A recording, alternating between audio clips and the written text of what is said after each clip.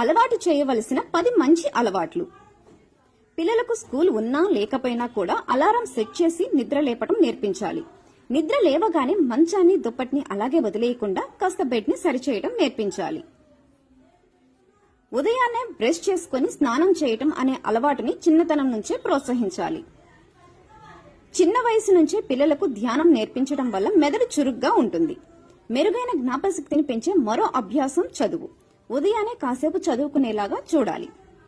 శరీర ఆరోగ్యానికి వ్యాయామం కూడా అంతే బాగా పనిచేస్తుంది. రోజంతా ఉత్సాహంగా ఉండేలా చూస్తుంది. తగినంత నీరు తీసుకునేలా చూడాలి. ఇలా చేస్తే పిల్లలు డీహైడ్రేటెడ్ గా ఉండరు.